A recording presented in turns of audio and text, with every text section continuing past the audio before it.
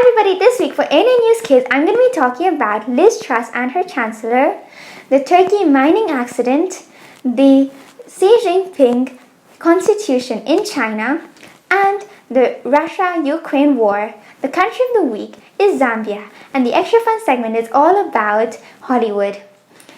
This week for the Chinese segment, instead of starting our history segment, which we're going to be starting next week, we're talking about the Xi Jinping Thought. And we are interviewing Mrs Djemillah Mourade, an amazing person who's a journalist but does many other things. She's in Mauritius and I really hope you enjoy because she has amazing things to say. Don't forget to like, subscribe, share and comment below because we are trying to get to 1,000 subscribers. Thank you.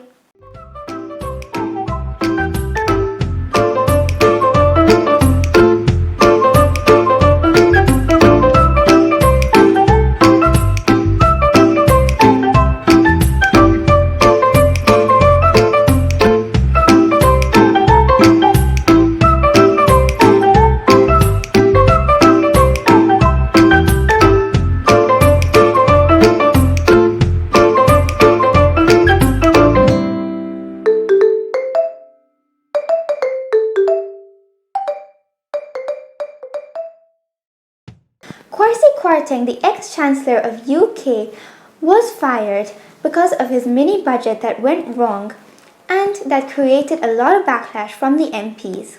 He was the second shortest serving chancellor, serving just 38 days. He has been replaced by Jeremy Hunt. Prime Minister Liz Truss is also facing a lot of criticism because of firing her chancellor and changing her economic policy for the second time majorly since she came into office. Many MPs are sure that it's going to be very hard for her the next few weeks, and some are also pushing her to resign now. But she said that she wants to stay as Prime Minister to see what's going to happen next because she's sure that she can restore UK's economy. But some economists are even saying that right now it does not look good for UK's economy and there's a good chance that it will not get back to normal.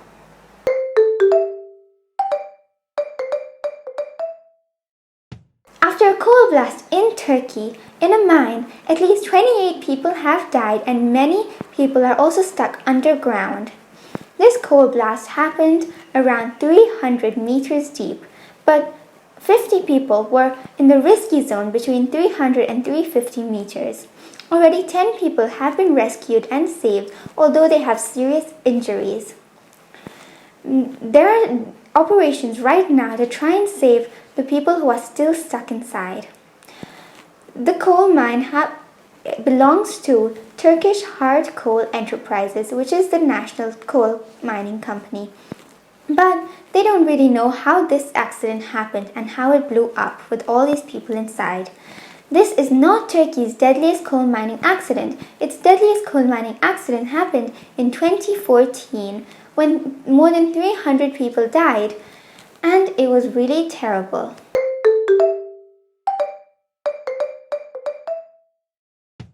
China's ruling Communist Party unanimously voted to have Xi Jinping, the Chinese president's name to be on the constitution. This is a huge step for him and the Communist Party because any challenge to him will be seen as a threat to the Communist Party. He is the Chinese president and has been since 2012, and since then his power has really increased. This is a huge step because only two people have been on the constitution before him, Mao Zedong and Deng Xiaoping. Mao Zedong was the founder, and Deng Xiaoping's name was only added after his death. Now that Xi Jinping's name is on the constitution, the school children and workers all around China will study and work on Xi Jinping's thought, which we're going to be talking about in the Chinese segment.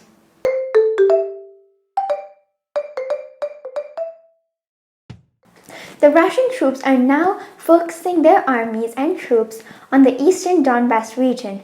There is a city there called Bakhmut, and there are shellings and guns there day and night.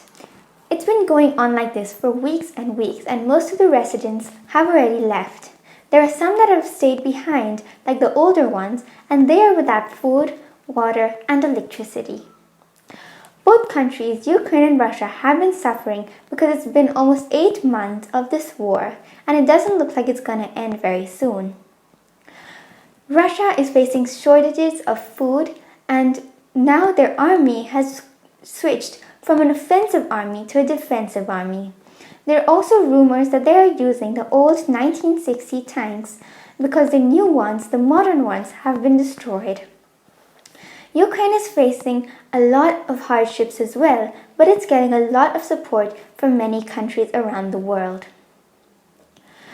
President Putin of Russia recently conscripted 300,000 soldiers to fight, and he says that in 2 weeks they will have reached their target.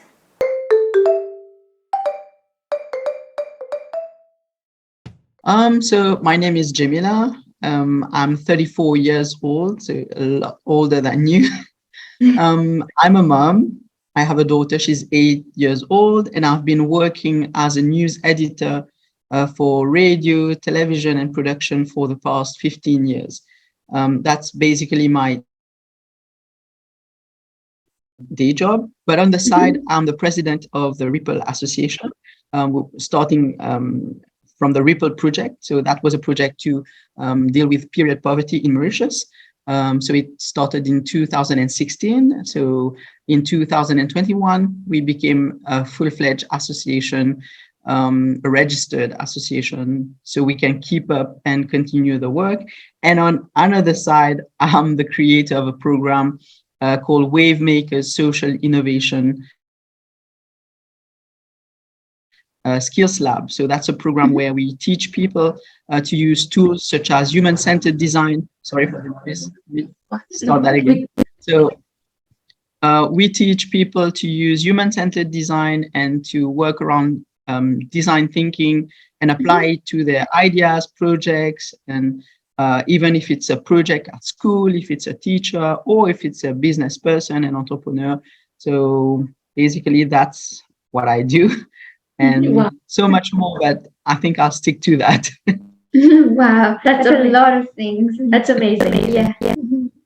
Thank you. And can you tell me, you said that in your day job you work in Mauritius broadcasting, and could you tell us more about that?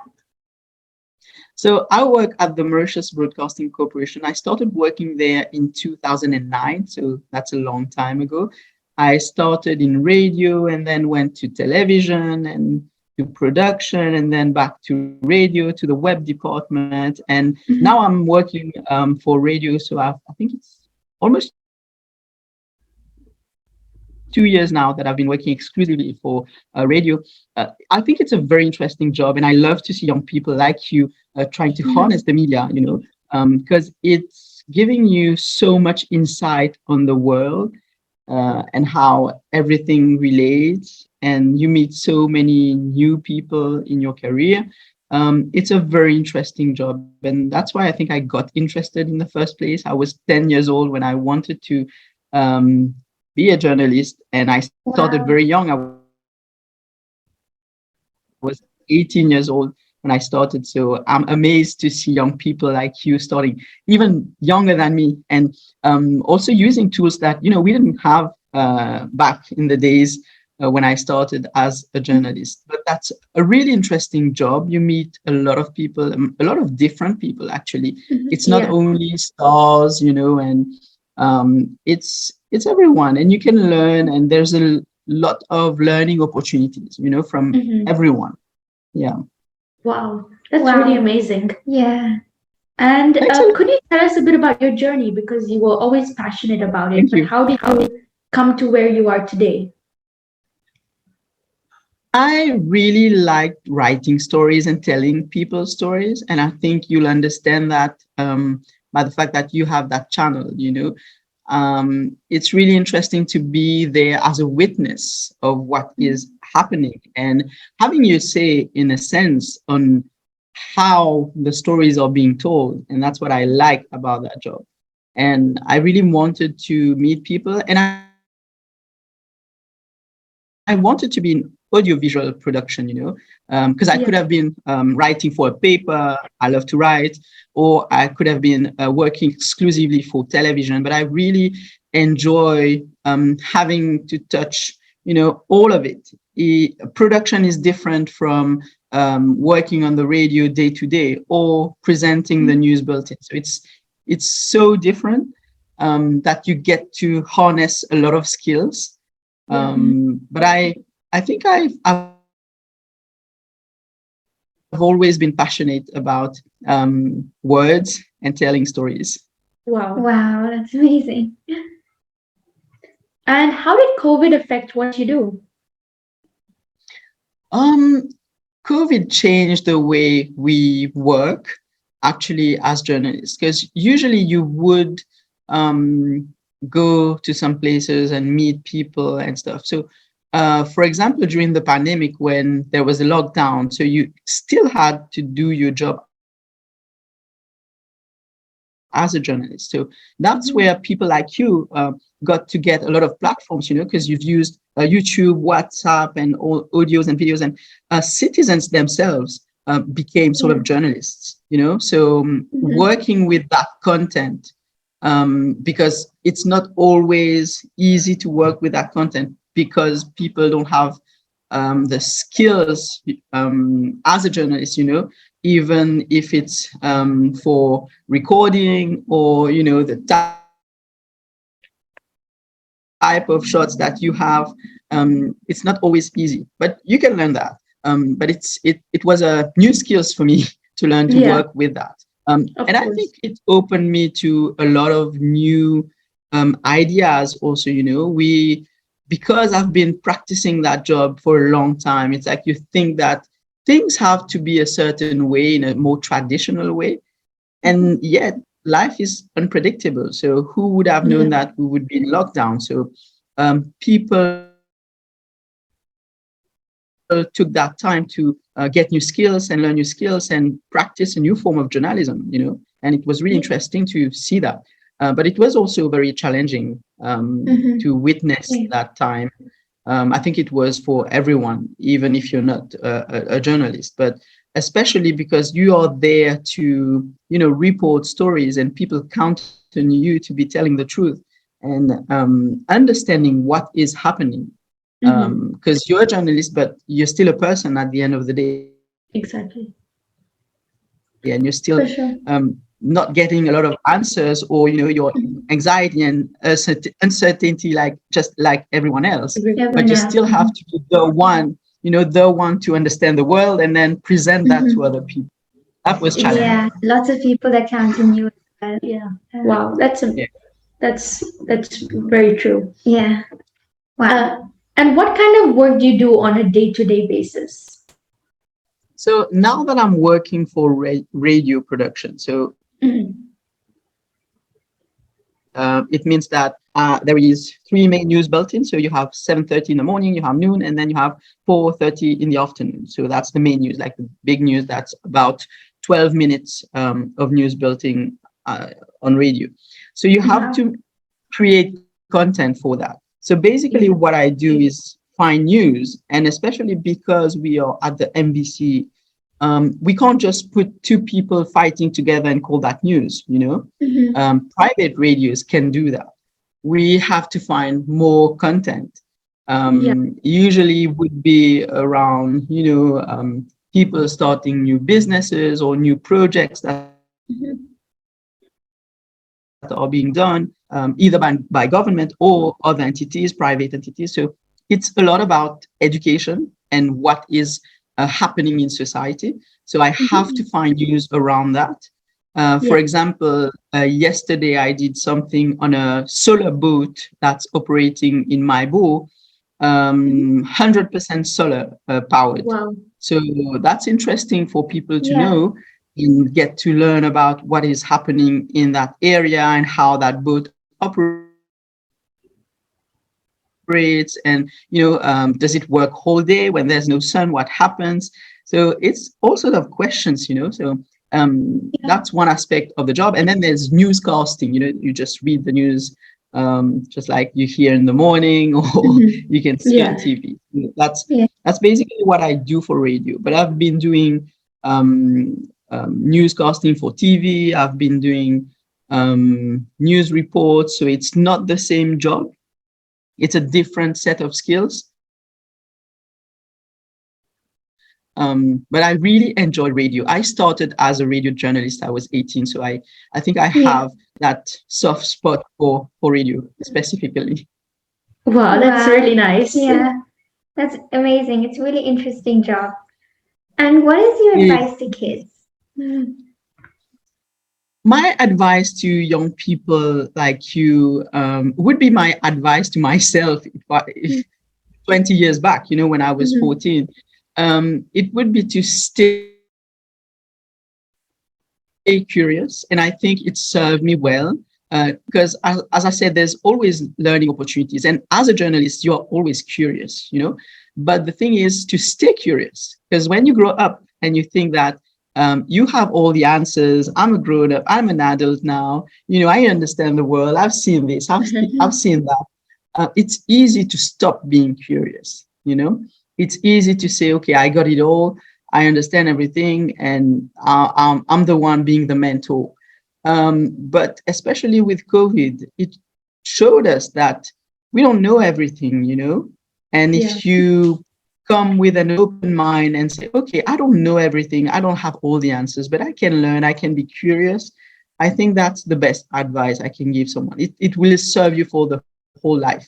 Because there's always, even if you're 60, even you're 70, even if you're 14, you're curious enough, to keep your mind open and say, okay, there is a learning opportunity there. Let me try to understand what's happening, to see what's happening. That's the best advice I think I could give myself as a young person.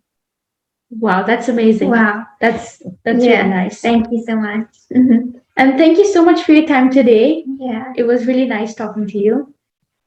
It was really nice talking to young people like you, and I hope that channel's it's going a long way. And thank you so much. And I hope someday I'll see you as colleagues, as journalists, or I don't know, on Netflix producing films. I don't know what is your career plan, but that's the best I can wish for you. Thank you so much. Thank you. Have a great evening. Yes.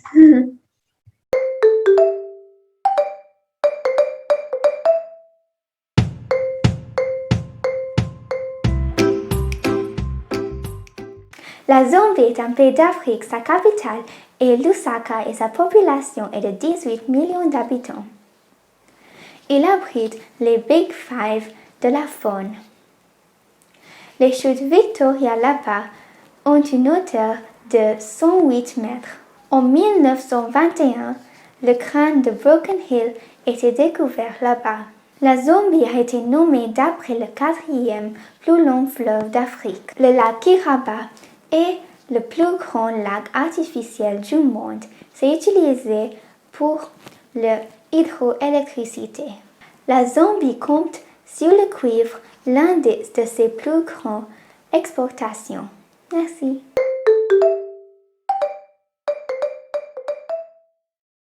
Hi everybody, this week on A&N News Kids, I'm going to be talking about Hollywood. I really hope you enjoy. The Hollywood sign was created without the movies in mind. Charlie Chaplin made his movie about criticizing Hitler with his own money because Hollywood was afraid that if they took a stand, they would lose a lot of money. The Hollywood sign was actually created as Hollywood Land, but after a storm, land came out. It was actually just supposed to stay for 18 months, but it's still here today. The first Hollywood movie was in Old California in 1910. The first Oscars, or annual Academy Awards, was held in 1929 in Hollywood Roosevelt Hotel. Did you know that Walt Disney, the creator of Mickey Mouse, was actually afraid of mice? I really hope you enjoyed these fun facts about Hollywood.